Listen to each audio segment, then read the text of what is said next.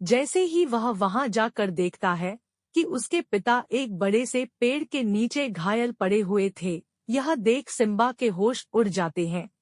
वह जैसे तैसे करके अपने पिता को उस पेड़ के नीचे से हटाता है। राजा शेर ज्यादा खून बह जाने की वजह से बेहोश हो जाता है।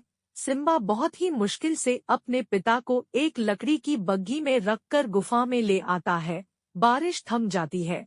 सिम्बा भागकर डॉक्टर उल्लू को गुफा पर लेकर आता है। उल्लू कहता है, तुम्हारे पिता की हालत बहुत खराब है, अब इन्हें बचाने का एक आखिरी मौका है, पर वह खतरे से खाली नहीं है, चाहे वह कितनी भी मुश्किल क्यों ना हो। देखो बेटा सिम्बा, जंगल के दक्षिण दिशा में एक तालाब है जिसमें 3 जादुई रास्ते हैं।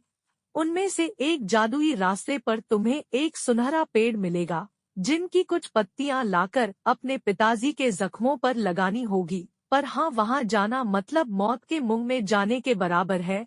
सिम्बा बिना कुछ कहे तुरंत उस तालाब की ओर निकलता है। बहुत दूर जाने के बाद सिम्बा को तालाब नजर आता है और वो बहुत खुश होता है।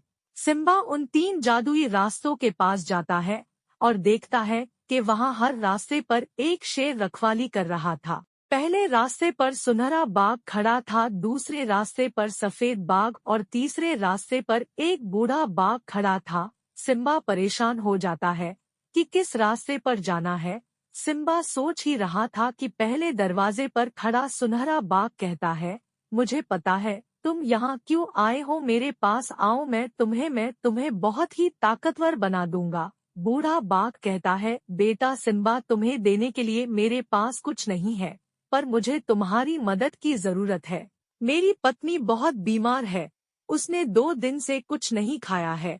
बुढ़ा होने के कारण मैं नहीं जा सकता। कृपा करके तुम मेरी पत्नी को कुछ खाने का दे दो, मैं तुम्हारा एहसान जिंदगी भर नहीं भूलूंगा। सफेद शेर कहता है, इनके चक्कर में मत पड़ो, मेरे पास आओ, मैं तुम्हें ताकतवर बना दूंगा और खूब सारी जादुई शाकित्यान भी दूंगा, जिससे तुम पूरे जंगल पर राज कर सकते हो। सिम्बा मन ही मन सोचता है, अरे बेचारा बूढ़ा बाघ बहुत परेशान है, ना तो इसकी देखभाल करने वाला है और ना ही उसके पास कोई जादुई शक्तियां है।